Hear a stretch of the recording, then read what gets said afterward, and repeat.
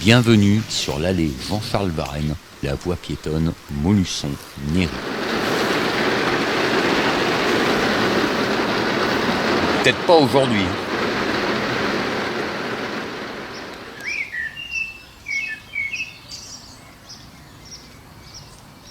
Dans les hauteurs des rues perchées, au-dessus de la ville, à l'entrée d'un chemin de campagne dans lequel seuls les promeneurs à pied ou à vélo peuvent accéder, on peut découvrir, planté au centre des différents aménagements et constructions qui ont vu le jour depuis la fin des années 60, cette petite maison, bien atypique, qui aurait une belle histoire à raconter si ses murs pouvaient parler.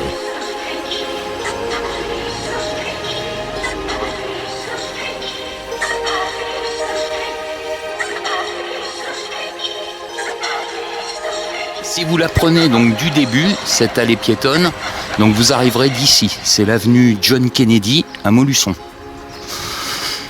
Je vais essayer de vous raconter un petit peu l'histoire de cette voie piétonne. J'ai essayé de me documenter un maximum pour pas raconter trop de bêtises. Et j'espère que cette balade vous plaira. Voici donc l'histoire de l'allée Jean-Charles Varenne, ou plus communément appelée la voie piétonne Montluçon-Néry.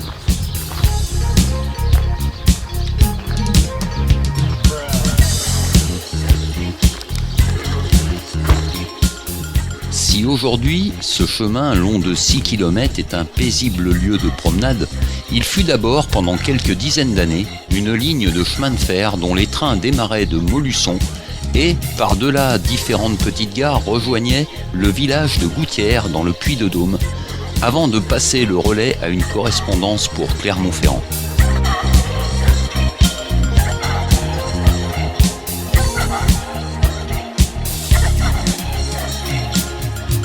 Mis en service en 1931, ce grand projet a connu beaucoup de difficultés tant dans la mise en œuvre du travail énorme d'aménagement et d'équipement que dans les possibilités d'un fonctionnement optimal et durable.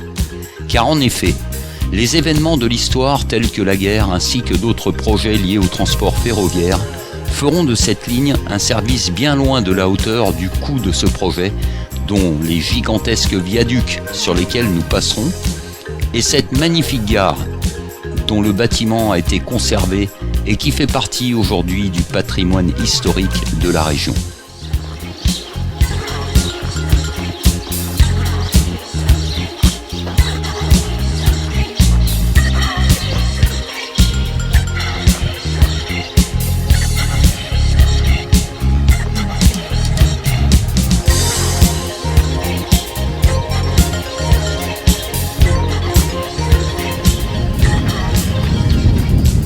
Plein soleil, là, on est bien là aujourd'hui.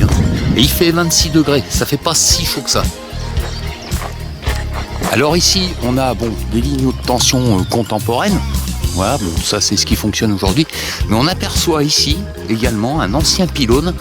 Alors est-ce que c'était quelque chose qui était relatif au courant électrique pour alimenter la ville ou les villages alentours, ou est-ce que c'était quelque chose qui était relatif à l'ancien train, au train qui passait à l'époque?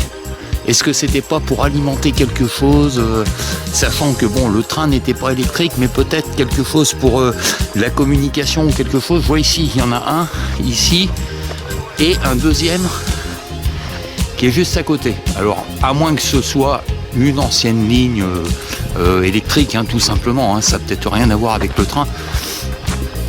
Ce qui est bizarre, c'est que ces deux anciens pylônes suivent la voie piétonne. On continue ? Normalement, il faut 1 heure pour aller de cet endroit à Méry-les-Bains. Donc il est 15h05, ça fait déjà 5 minutes que j'ai commencé. Eh bien, on vérifiera ça.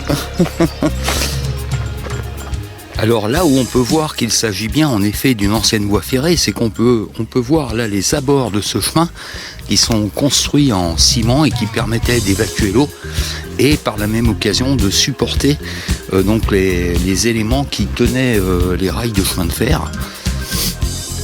Donc là, et ce qui rappelle également cela, c'est que bien entendu, là on se rend compte que Ce chemin est creusé dans la roche.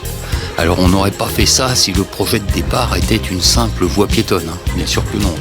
Là on commence à voir vraiment l'ampleur des travaux qui ont été réalisés pour faire cette voie de chemin de fer. Regardez, là c'est très très rocheux. D'ailleurs on dit souvent que si on regarde bien on y voit des serpents ou des lézards verts. Alors la première espèce en ce qui me concerne je ne l'ai jamais vue. Mais par contre oui effectivement oui des lézards par contre il y en a. Voilà, il y aura certainement l'occasion d'ailleurs d'en filmer. Ah, on écoute des promeneurs en vélo.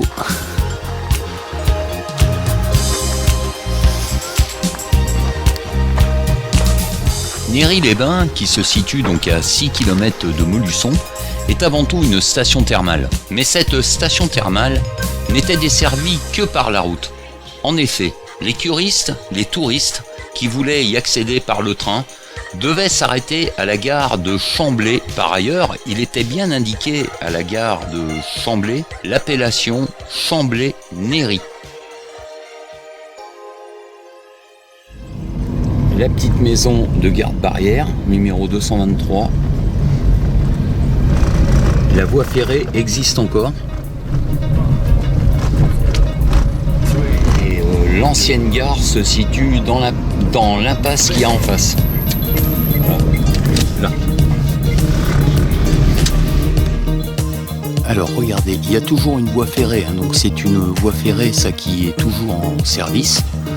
Nous sommes ici sur le site de l'ancienne gare de Chamblay. Alors je ne vais pas rester trop longtemps parce que je ne sais pas si c'est une propriété privée. Ma foi, il n'y a rien eu d'indiqué. Alors là, regardez, là il y avait une première bâtisse et puis la gare est à côté. Donc voilà, avec l'appellation d'aujourd'hui, ils ont gardé le panneau.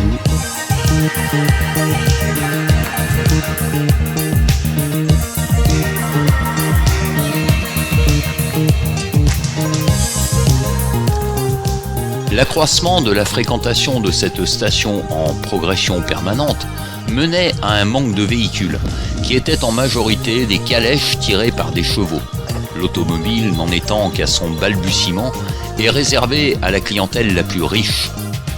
C'est en 1913 qu'il se décide alors qu'il serait d'utilité publique d'avoir un transport ferroviaire jusqu'à Néry-les-Bains. Le journal, intitulé La Croix d'Auvergne, informe le public que le marché a été étudié et vient d'être passé pour la construction d'une gare à Néry-les-Bains et le début des travaux de balassage. La ligne serait livrée et pourrait être exploitée en septembre 1930. Mais entre-temps, les travaux subirent un retard considérable lié à d'autres priorités décidées par le Parlement. Et regardez un peu à quelle profondeur il a fallu creuser pour avoir une voie qui soit la plus plane possible. Hein. Puisque rien qu'à cet endroit-là, je suis dans un creux d'environ 15 mètres, peut-être plus, hein, 15 ou 20 mètres hein, déjà, à ma gauche, quand on vient de Montluçon. À ma droite, c'est un petit peu moins profond, mais enfin, on a quand même 10 mètres, donc voilà. Et tout ça pour obtenir quelque chose de parfaitement rectiligne, hein, le plus plat possible. Et pourtant, lorsque l'on marche sur cette voie, il s'agit d'un faux plat. C'est Néry-les-Bains se trouvant un peu plus haut que Montluçon.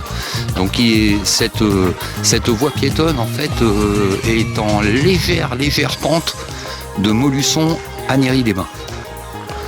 Alors quand on est à pied, on s'en rend pas vraiment compte, mais moi j'ai eu l'occasion de la faire plusieurs fois à vélo.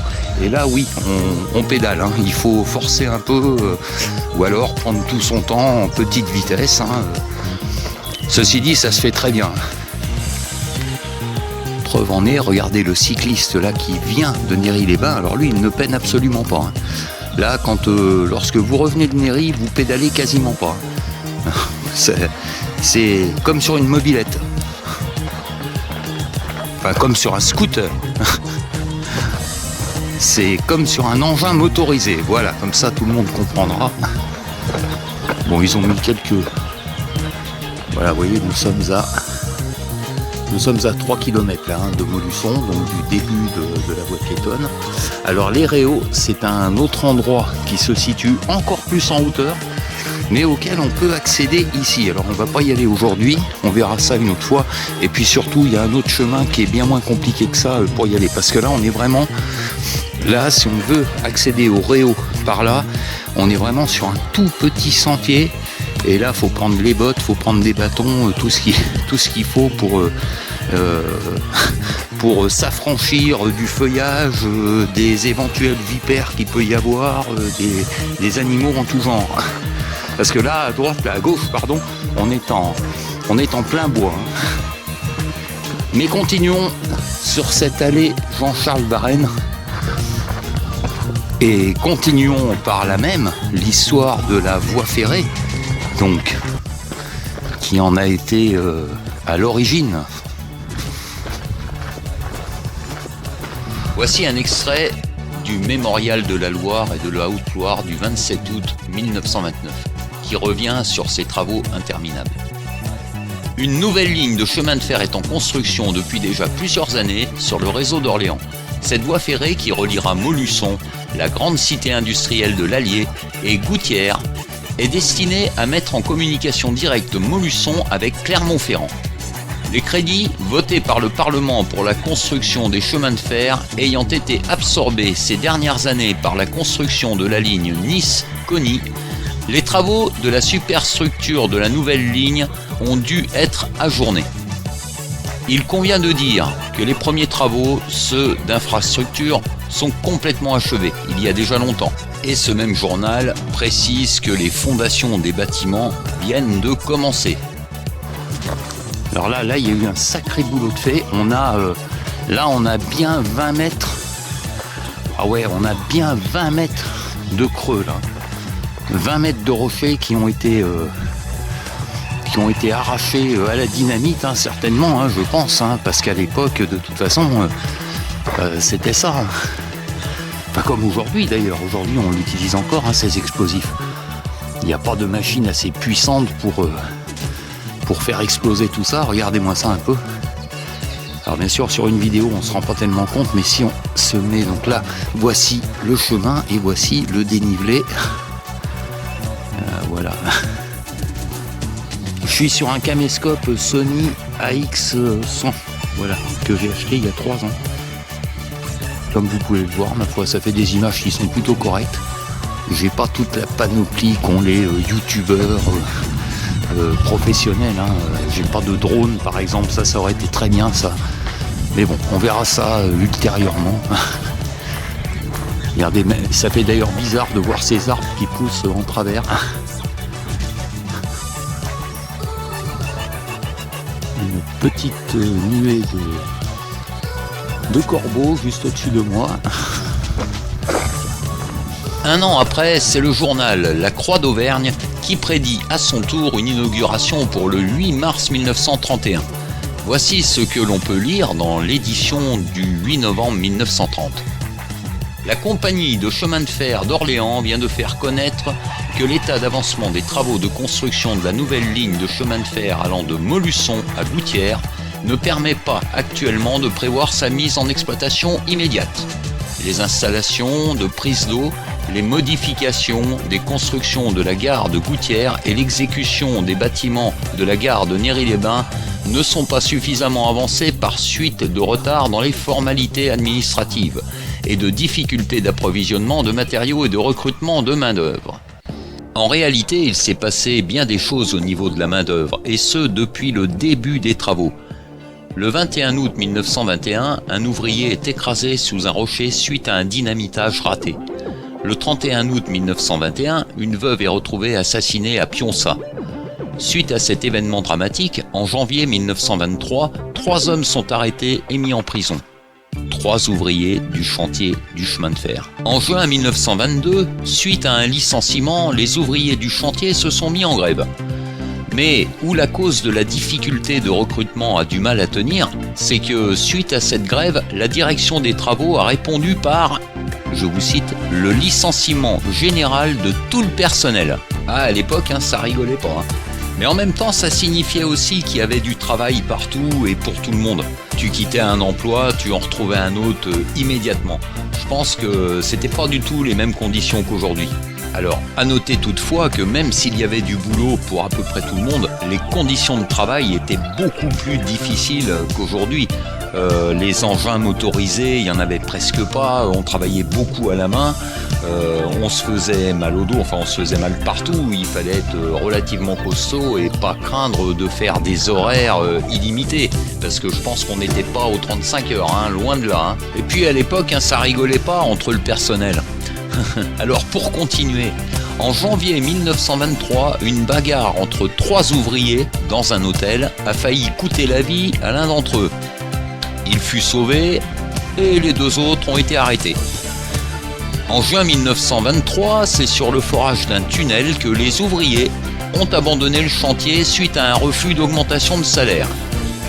Et devinez, ce sont les patrons qui ont dû relever les manches et continuer le travail en s'aidant d'autres patrons d'une autre entreprise. Et oui, à l'époque, les patrons des grandes entreprises n'étaient pas que des gens assis derrière un bureau à faire de la compta. Ils relevaient les manches, ils mettaient les tenues de travail et ils s'activaient au boulot. Ils montraient l'exemple, hein. C'était comme ça que ça fonctionnait à l'époque. En novembre 1924, cette fois-ci, c'est un ouvrier sur ce même chantier là, du tunnel qui est blessé par une explosion. Donc pareil, un mauvais minage, voilà, c'était des gros risques à l'époque. Bon, il s'en sortira, il sera hospitalisé, mais ça crée d'autant plus de difficultés pour faire avancer encore ce chantier. Pour en venir à bout, il y a aussi les intempéries qui s'y mettent. Les différentes tempêtes, les différents froids, la pluie, etc., durant toutes ces années, un peu comme aujourd'hui. Sauf qu'on n'avait pas l'équipement nécessaire pour continuer les chantiers quand même. Il n'y avait pas de tracteur, il n'y avait pas d'engins motorisés où les ouvriers étaient protégés ou quoi. On travaillait à l'air libre, donc évidemment, dès qu'il y avait de la pluie, du vent, de la neige, etc., c'était beaucoup plus compliqué. Enfin bref, tout un tas d'événements qui font que la mise en œuvre de ce projet prend de plus en plus de retard, malgré l'annonce par le journal Rayon Républicain qui prédit enfin une mise en marche au 15 mai 1931, ce qui va arriver cette fois. Et il y a donc 2 fois 6 km. Donc ça se fait très bien. D'ailleurs, il y a des personnes de tous âges là, qui pédalent et qui marchent ici. Donc c'est plutôt rassurant. Alors on va se rendre maintenant vers un lieu qui est le premier viaduc. Donc puisque, comme vous l'avez vu dans l'histoire de cette voie ferrée, des architectures monumentales avaient été créées pour faire passer le train. Et là, on va aller voir ça maintenant.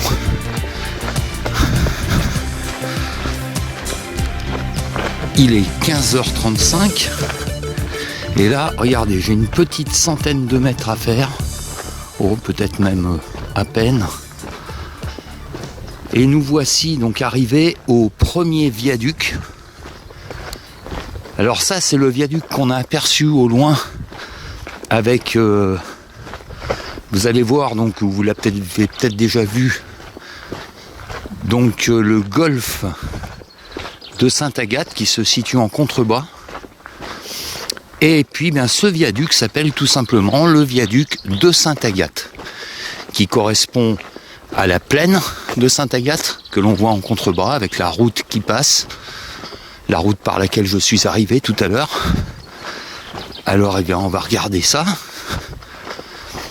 On va se rendre compte de la hauteur maintenant, parce qu'après avoir creusé dans les rochers, les ingénieurs et les travailleurs sont tombés sur des grands creux, des creux immenses, et il a fallu faire le contraire, donc construire des ponts, des viaducs. Et là, vous allez voir que ça a été un travail phénoménal. Et surtout, ce qui est très important et ce que j'adore, c'est que ces viaducs ont été très bien préservés. Et par la nature, et par les êtres humains qui les ont toujours conservés pour qu'ils pour qu'il soit toujours en bon état. Donc il n'y a rien de dangereux, bien au contraire. Les garde-fous sont tous d'époque. Ils sont repeints régulièrement afin de ne pas changer ce qu'en était l'origine. Voilà, on va regarder d'abord sur la petite vidéo que j'ai fait en arrivant.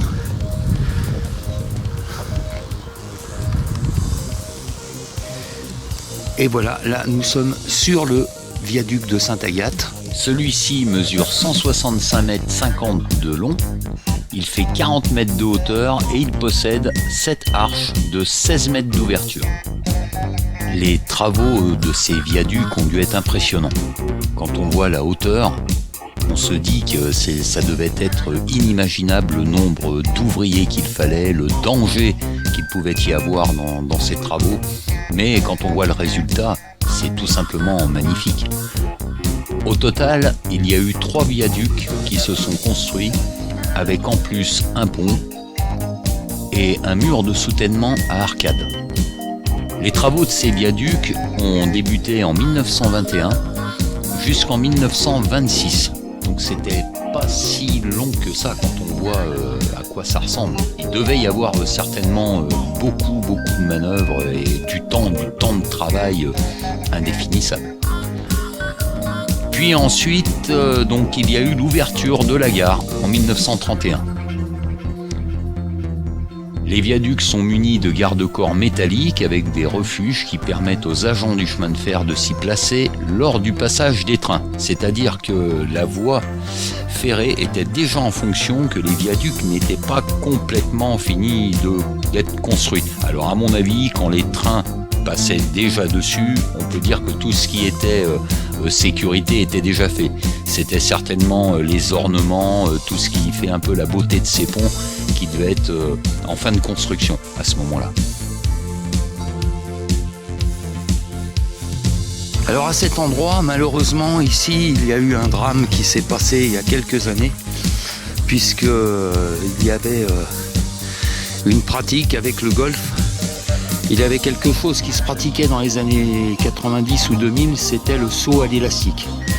Mais malheureusement, cette pratique a été vite arrêtée puisqu'il y a eu un accident une fois, voilà, tout bonnement, un accident avec quelqu'un qui est décédé. Et ce saut à l'élastique se pratiquait ici puisqu'il y avait donc un chemin qui passait en bas, il y a une petite route, donc pour récupérer les gens qui sautaient à l'élastique. Bon ben voilà, ils ont arrêté tout ça dans les années, je crois que c'est au début des années 2000, hein, donc il y a bien plus de 20 ans, hein, sachant que nous sommes en 2024 aujourd'hui. Regardez un peu comment ça résonne. On écoute les motos d'ici, quoi. Et pourtant la plaine de Sainte-Agathe, avec la route, elle est bien à 500 mètres, hein, la route, hein, je pense. Hein. Très beau paysage en tout cas, qu'on peut voir de loin. Voilà, donc on sort du viaduc et nous voilà maintenant dans la campagne, hein, tout bonnement. Alors on est encore en faux plat, je le sens quand même sous mes pieds. Là il est 15h43, donc ça fait 3 quarts d'heure que je marche. Là on est plus proche de Néry que de Montluçon, hein, déjà. De toute façon, à partir du moment où on a déjà passé le premier viaduc,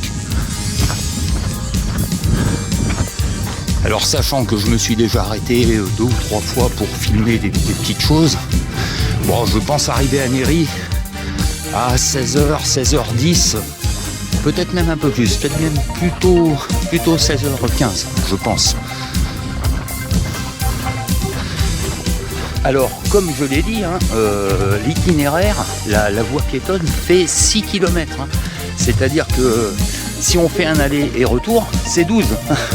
Alors, j'ai fait l'aller dans le sens Néry-Montluçon, c'est-à-dire en descente, en légère descente. Là, je suis en train de faire le retour et c'est pas trop à mon avantage. Hein. Mais bon, ça va se faire. Ah, regardez ces des petites chenilles. Ça, il y en a partout. Regardez-moi ça, ça nous regarde. Là, elle nous fait coucou. Voilà. Bon, bon bah ça va. Allez. Il est 15h50. On continue. Le coût de ce gigantesque projet amènera les habitants de Néry-les-Bains à payer des surtaxes en tout genre décidées par décret en 1929.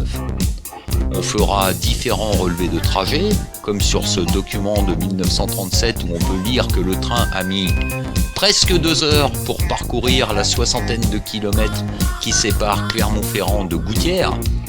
En voiture, aujourd'hui, c'est 1 heure pour 67 km. On n'était pas à la même époque. Et après 40 km de plus, ce train arrivait en gare de Néry-les-Bains 1 heure après, contre 44 minutes aujourd'hui en voiture. Les trains nommés Thermal Express seront exclusivement réservés aux villes thermales, en ligne directe entre Néry-les-Bains, Vichy, La Bourboule et Le Mont-d'Or, dont certains partiront même de Paris-Orsay à 11h10 pour arriver à Néry-les-Bains à 15h45 avec accueil de personnel des différents hôtels dès votre arrivée. On ne faisait pas les choses à moitié. Il faut dire qu'à Néry-les-Bains, la cure thermale a une certaine histoire et on peut d'ailleurs apercevoir quand on se balade vers la piscine actuelle de Néry-les-Bains, il y a encore les vestiges, en très bon état par ailleurs, de piscines romaines.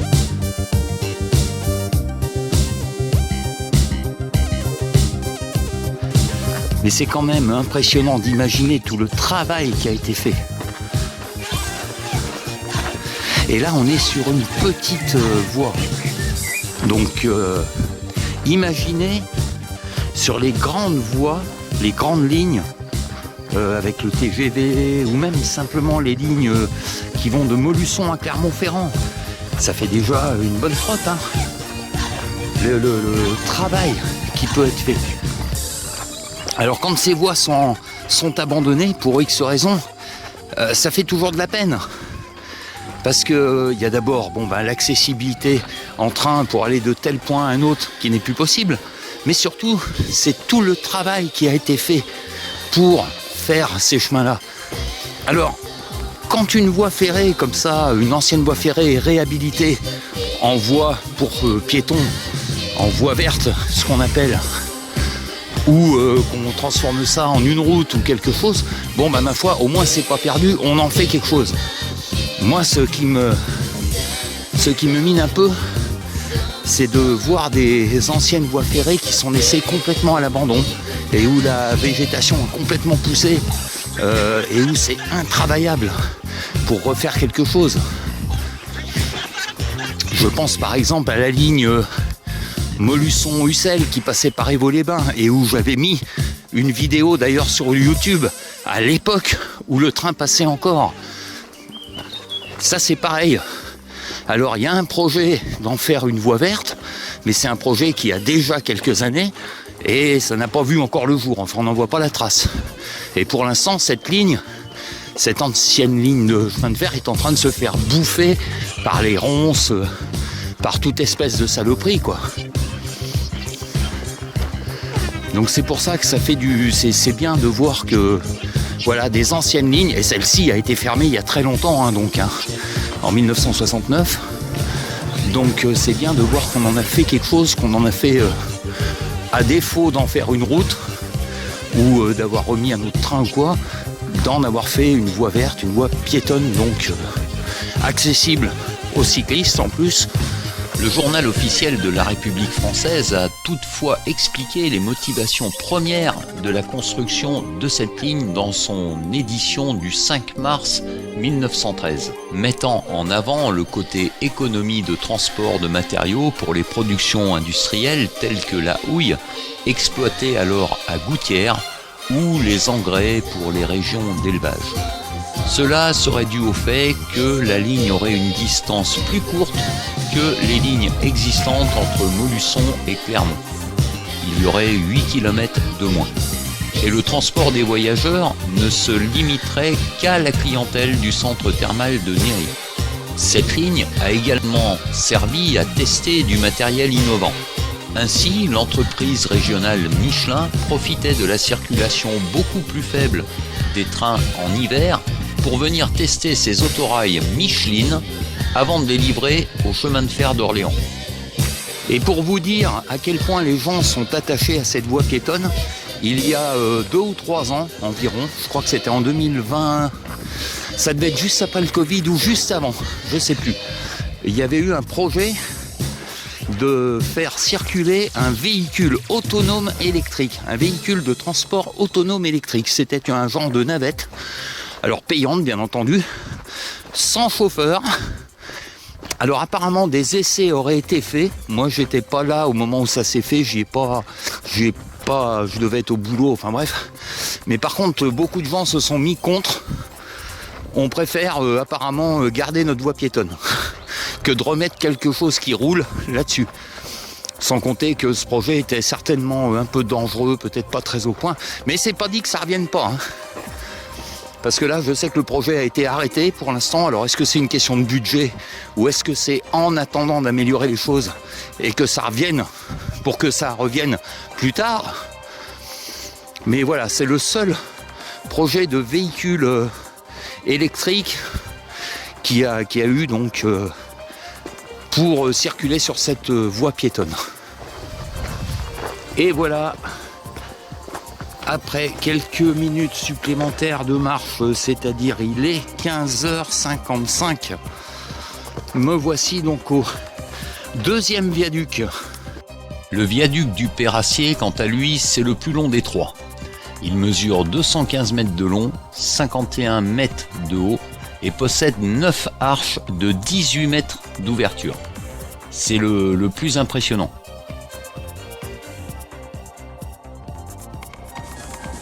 Alors pourquoi je filme ici? Parce que vous allez voir, il y a une photo qui a été prise dans les années 60 avec un train à vapeur qui passait. Et regardez bien, donc je vais me mettre exactement, je crois que la photo a été prise sous cet angle-là, à peu près, hein. Je crois, attendez, je vous fais comme ça et hop, regardez.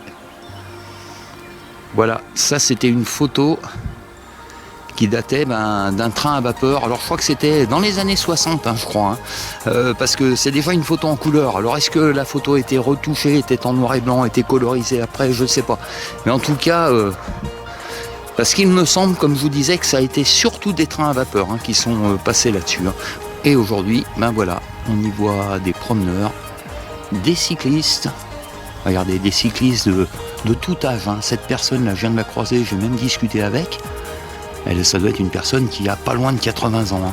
Alors là, elle est sur un vélo électrique et alors ça a l'air de très bien se passer. Voilà, tout le monde peut se promener ici, peut faire des grandes promenades ici. Et en plus, sur ces viaducs, alors là, on n'est plus du tout dans les rochers. Là, on a une vue au loin qui est magnifique. Regardez, nous avons une ferme là-bas. Enfin, je pense que c'est un corps de ferme. Donc nous avons ça c'est le bâtiment qu'on a vu tout à l'heure. Ah, Molusson commence à être loin maintenant, regardez. Alors on voit les éternelles éoliennes.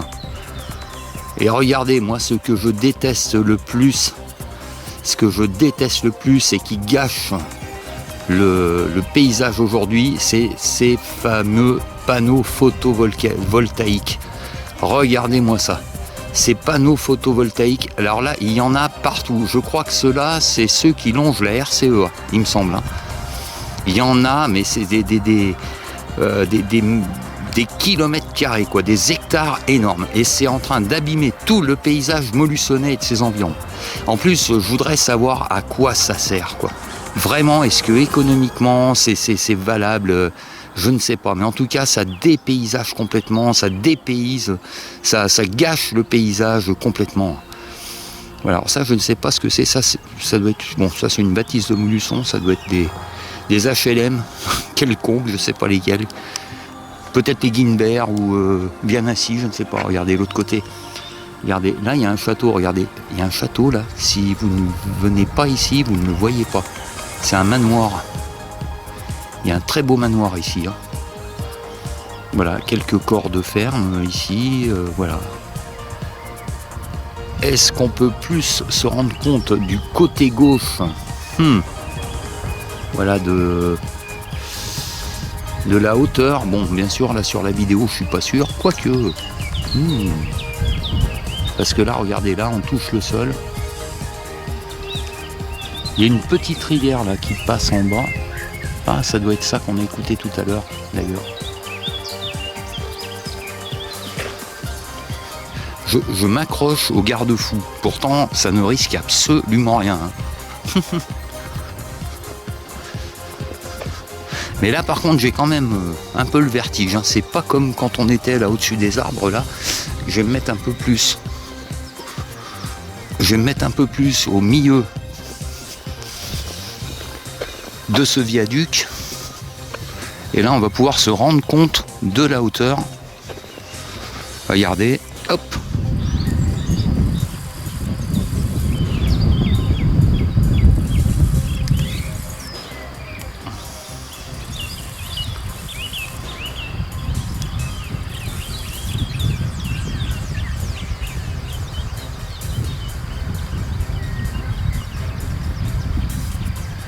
Là, on vient de passer donc le deuxième viaduc, donc c'est le plus long et le plus haut des trois.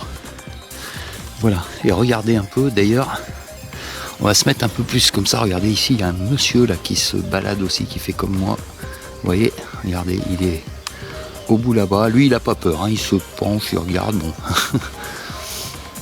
bon, je lui ai dit bonjour, ça n'a pas l'air d'être un suicidaire. Non, non. C'est quelqu'un qui profite de cette journée de soleil pour se balader. Et regardez un peu, et je ne vois que des personnes âgées qui sont en vélo, qui passent depuis tout à l'heure. Là, ces deux personnes, je les ai croisées à l'aller et maintenant au retour. Ça veut dire qu'elles font bien les 12 km. Et là, c'est pas des vélos électriques. C'est même des vélos qui datent d'une certaine époque. Alors quand je vous dis, tout le monde peut venir se balader et faire du vélo là-dessus. C'est vraiment très très accessible et c'est très agréable. Et bien voilà, donc nous avons passé les deux viaducs, les deux plus grands en tout cas. Et ensuite nous en avons un autre qui est en plein dans Néry. Et je vous raconte la suite après. Là, ça signifie, là on entre dans Néry-les-Bains, là. Voilà. Il est, voilà, 16h10, vous voyez, j'avais dit 16h15. On n'est pas loin. Ça fait 1h30 aller, 1h30 retour. Allez, et bien là, on va rentrer donc à pied dans Néry-les-Bains.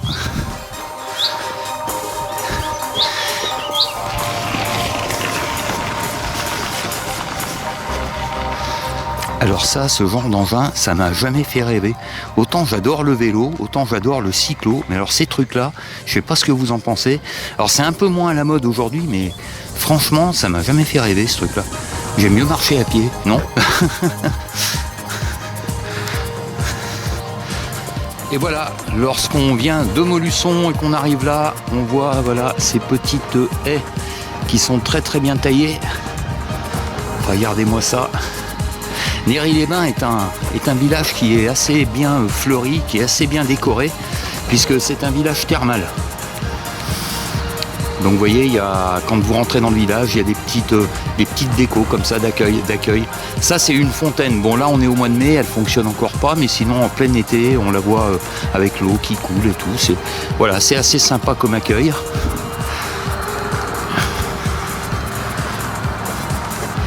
Et voici donc là le petit viaduc, donc c'est un viaduc à une seule arche. Et c'est donc la route de Néry-les-Bains qui arrive ici. La route qui vient de Montluçon, qui arrive ici. Voilà, tout à l'heure quand j'étais en voiture, voilà, j'étais là. Et je suis passé là-dessous.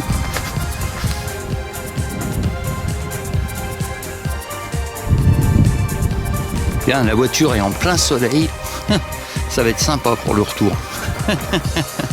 Mais bon, on va pas aller à la voiture tout de suite. On va quand même finir ce parcours parce que cette voie piétonne n'est pas tout à fait terminée. Il reste à peu près une centaine de mètres à faire. Regardez, là encore, Je ne sais pas si c'est le dernier viaduc ou l'avant-dernier. Voilà, celui-ci fait un beau virage. Voilà, ça c'est le viaduc de Néry-les-Bains. Voilà, c'est celui-là. Hein. Le viaduc en plein Néry-les-Bains comporte 7 arches de 10 mètres d'ouverture et fait 26 mètres de haut et 113 mètres 40 de longueur.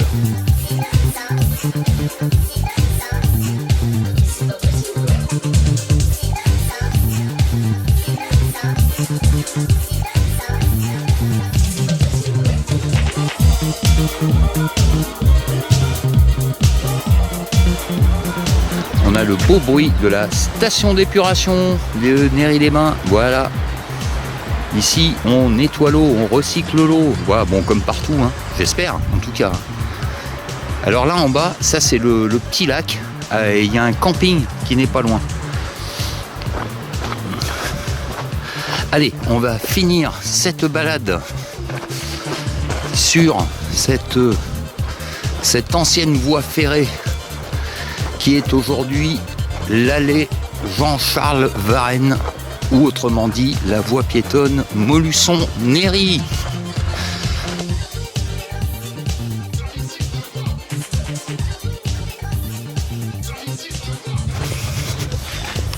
Dernier viaduc, tout dernier viaduc. Donc combien que j'ai dit qu'il y en avait? Je vous ai dit au début qu'il y en avait 3. Mais non, en vérité, il y a 1, 2, 3, il y a 5 viaducs, je crois. Donc vous vous rendez compte un peu de l'ampleur des travaux. L'ampleur des travaux pour une voie ferrée qui n'a pas duré très longtemps. Vous allez le voir dans l'historique. Dans l'histoire de cette voie ferrée, en fait, voilà, c'est quelque chose qui a été très très éphémère au vu de l'ampleur des travaux qu'il y a eu. Hein. Parce que là encore, on a un viaduc, je crois que celui-ci comporte au moins 3 arches, si je ne m'abuse. Seul le pont qui reliait la ligne Molusson à l'entrée de cette ligne avenue John Kennedy sera détruit. Le reste des infrastructures, trop coûteux à détruire, sera conservé et entretenu dans le cadre d'un nouveau projet. Cette voie piétonne, là où je suis, qui a vu le jour en 1976.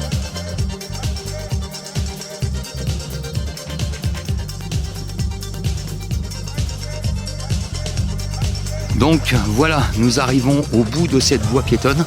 Alors si la voie piétonne s'arrête ici, en revanche, ce qui était donc l'ancienne voie ferrée ne s'arrêtait pas là. Ce n'est pas une voie ferrée qui s'arrêtait à Néry-les-Bains, c'était une voie ferrée qui reliait Molusson jusqu'à un village qui s'appelait Gouttières, enfin qui s'appelle toujours Gouttières. Et ensuite, de Gouttières, il y avait donc une correspondance pour Clermont à cette époque-là. Alors avant de terminer le montage de cette vidéo, j'ai voulu me rendre au lieu des 2 gares principales après Néry-les-Bains. Donc il y a la gare de Marcillan-en-Combrailles, qui n'est plus une gare, mais dont le bâtiment a été réhabilité, tout comme le bâtiment de la gare de Néry-les-Bains.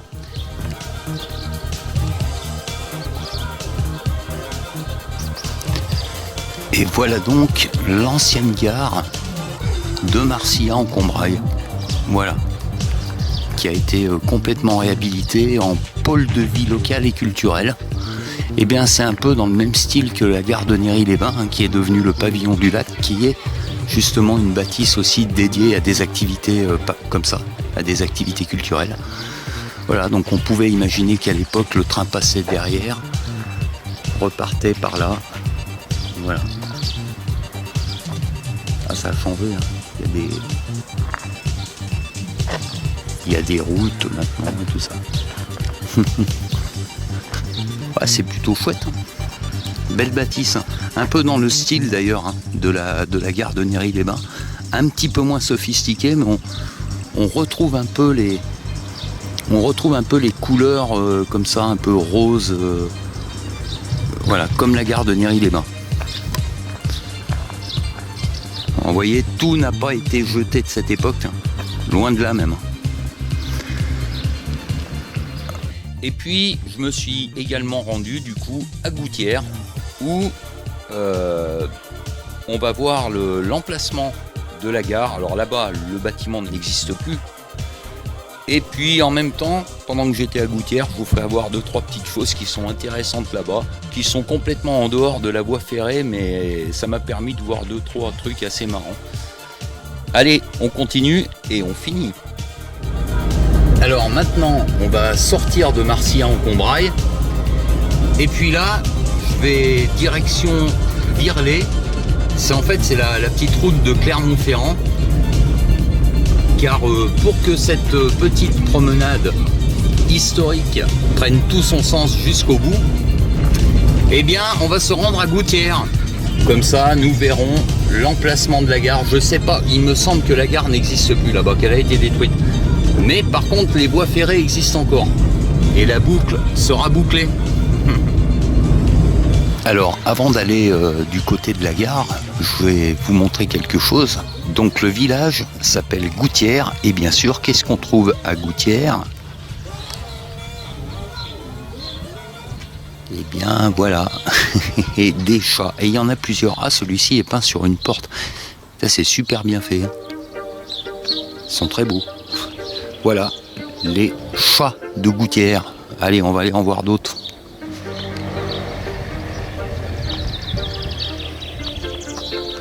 Voilà, regardez, ça c'est une meule de foin qui a été ronde-ballée, je suppose. Voilà.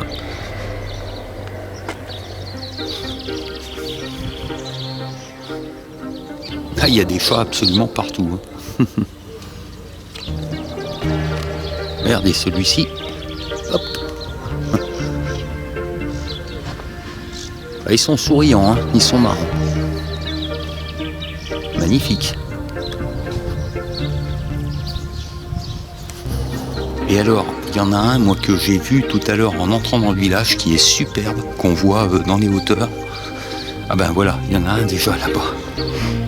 Même le menu du restaurant, je sais pas si on le voit, même le menu du restaurant est en forme de chat. Ah, regardez, il y en a un là. Regardez, là encore.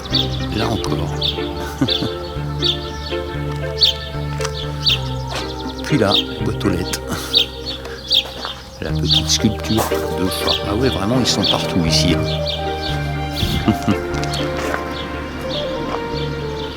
Regardez là, la belle sculpture en bois. Avec, et bien voilà, le chat de Gouttières. Réalisé en 2017.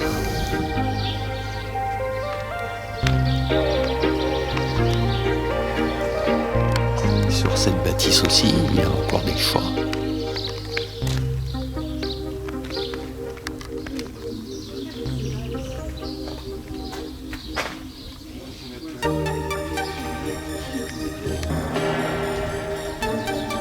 Regardez jusqu'aux jardinières. Même le petit parc de jeux a un nom qui relève des chats.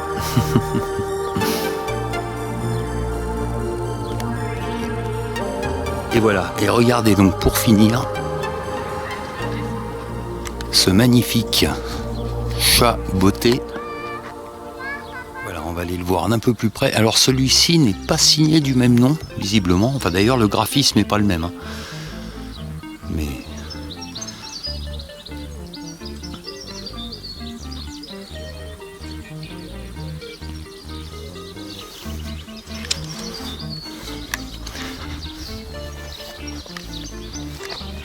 regardez, en fait, c'est une résidence qui porte ce nom-là. Et oui.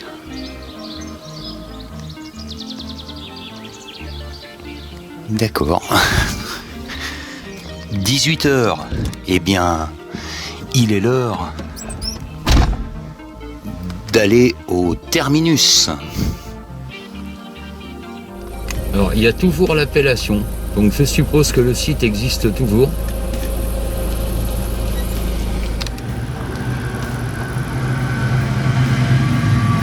Alors on écoute bien comme un bruit de train, mais non, ce n'est pas un train et il n'y en aura plus. Il reste des vestiges des rails. Regardez. Là. Je sais pas si on les voit. Ouais. Donc les rails ici n'ont pas été déposés, contrairement à Néry-les-Bains. On voit bien l'arrivée là. Voilà. L'arrivée du train qui se faisait là. Je pense qu'il y avait une seule voie visiblement. Et c'est donc précisément ici, dans cette jungle, aujourd'hui, que les trains s'arrêtaient. Et voici les vestiges de la gare, de ce qu'il reste. Voilà ce qu'il reste de la gare de Gouttières.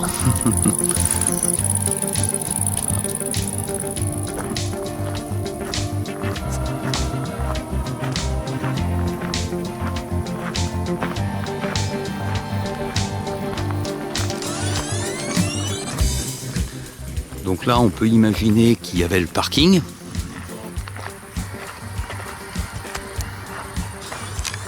Et on peut imaginer la bâtisse là qui devait surplomber ici ce petit quartier.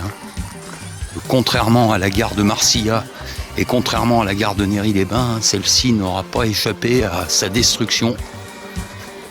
Peut-être d'ailleurs son autodestruction. Allez savoir. Oh, le beau papillon là. Ah, je l'ai loupé. Regardez, les papillons là, ils sont bien là.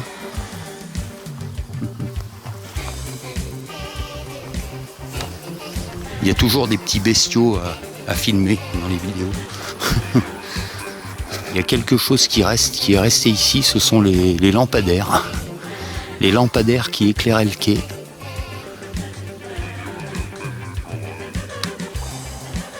Eux, ils n'ont pas bougé. La gare n'est pas une déchetterie, merci de respecter les lieux, containers à l'entrée. Ouais, ça, vu en quoi c'est fait, c'est du plastique qui est agrafé sur un morceau de contreplaqué. Je pense pas que ce soit d'époque.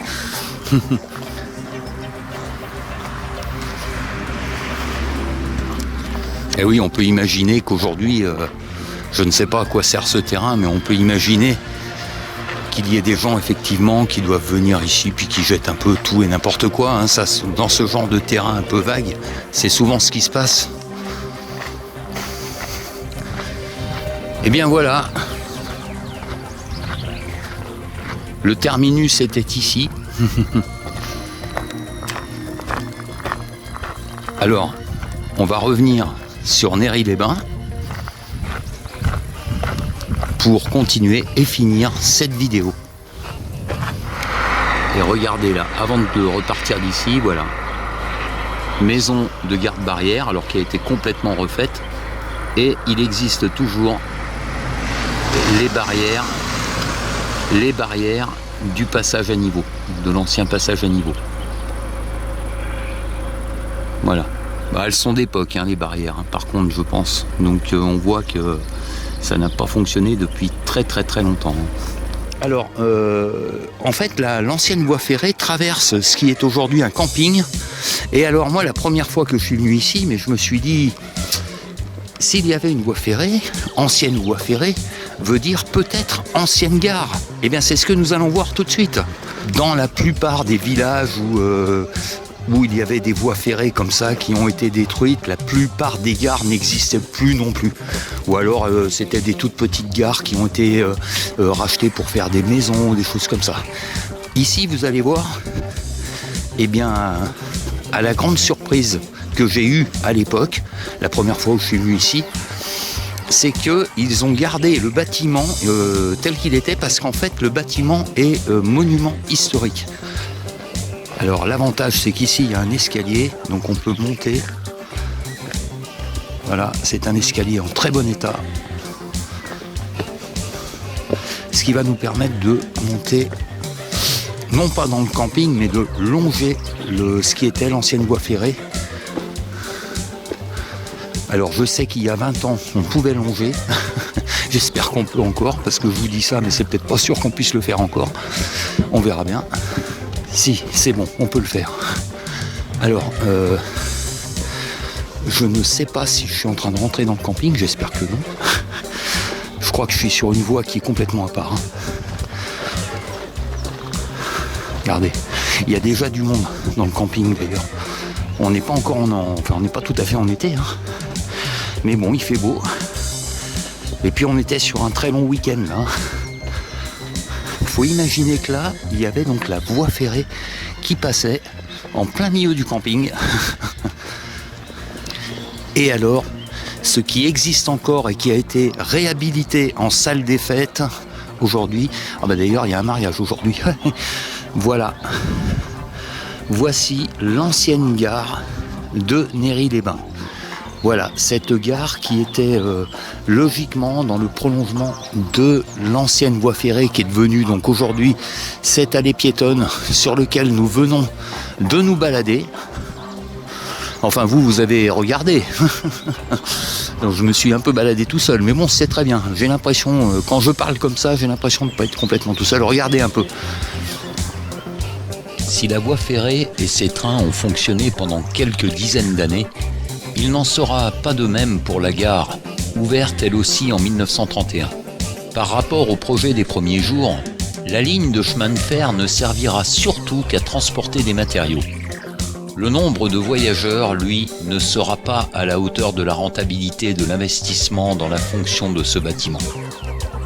La SNCF, qui a remplacé les chemins de fer d'Orléans depuis 1938, suspend le service voyageurs en 1939. Et la gare fermera ses portes la même année. 8 ans de service seulement pour un bâtiment aussi impressionnant. Des trains de voyageurs seront remis en service plus tard, mais seulement en 1941, pendant un an, durant la guerre. Si cette ligne était construite de façon à réduire la distance de 8 km entre Montluçon et Clermont-Ferrand, elle comportait un défaut que l'on peut ressentir encore aujourd'hui lorsque l'on parcourt ce chemin à pied ou à vélo. Malgré les importants travaux pour limiter le dénivelage, le parcours dans le sens Montluçon-Néry est en légère pente tout le long du trajet. Et les trains qui circulaient dans ce sens allaient très lentement, ce qui ne constituait pas une optimisation en termes de temps de trajet. Après la guerre, quelques trains de marchandises continueront cependant à circuler, mais ils seront de moins en moins nombreux. Des propositions de projets d'autorail rapide seront présentées en 1947. Mais la modernisation des lignes Montluçon-Clermont, qui étaient déjà existantes avant ce projet, avec notamment l'électrification de ces lignes et l'arrivée des machines adaptées à cette technologie, feront que ces propositions seront rejetées. Et en 1969, le 3 novembre 1969 exactement, la SNCF décidera de fermer toute circulation sur cette ligne. Les travaux de dépose des rails auront lieu de 1972 à 1975. Avec ses murs en granit rose et des ornements travaillés avec goût et précision du sol à la toiture, la gare, toujours existante, est encore aujourd'hui l'une des plus belles œuvres architecturales de la région Auvergne. Elle fut rachetée par la commune en 1975 après la dépose des rails et répertoriée à l'inventaire des monuments historiques la même année. Dans les années 80, on a pu venir admirer différentes espèces de poissons tropicaux dans un aquarium géant créé dans le bâtiment de la gare. Puis, dans les années 90, le camping a fait son apparition sur l'emplacement de la halle aux marchandises située juste à côté. Enfin, suite à la fermeture de l'aquarium dans les années 2000, le bâtiment resta vacant pendant quelques années, jusqu'à ce qu'il fût rénové à partir de 2005 et aménagé pour ce qui deviendra le pavillon du lac en 2009.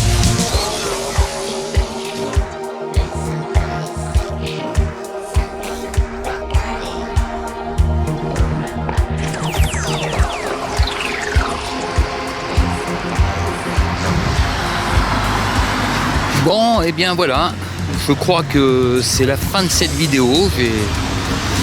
Alors, je ne suis pas youtubeur, faut savoir que c'est pas du tout mon métier. je n'ai pas du tout l'habitude de mettre ce genre de vidéo sur ma page YouTube. Ma page est d'habitude plutôt réservée pour la musique, ce que je fais en musique, ce que font mes copains, etc. Mais là, bon, j'ai dit pourquoi pas, ça peut être quelque chose, une petite vidéo comme ça avant l'été, sous le soleil, parce que demain il réannonce de la pluie dans ma région, donc j'ai pensé qu'une petite vidéo comme ça de promenade, eh bien ça changerait un peu, bien que d'ailleurs comme vous l'écoutez, il y ait quand même de la musique derrière, musique qui est composée par mes soins. Voilà. Allez, eh bien j'espère en tout cas que ça vous a plu. Je ne sais pas si j'en referai d'autres. Enfin, en tout cas, si j'en refais d'autres, il va falloir que je trouve d'autres idées. Mais ça viendra peut-être. Mais de toute façon, en attendant, il y aura d'autres vidéos musicales. Il y aura certainement d'autres bonnes choses à voir sur cette chaîne. Allez. Je vous dis à bientôt.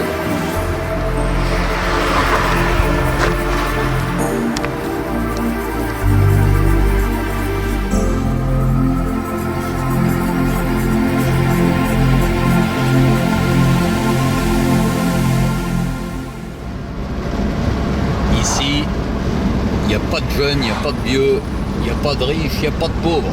Tout le monde roule en Dacia Logan MCV. Eh oui.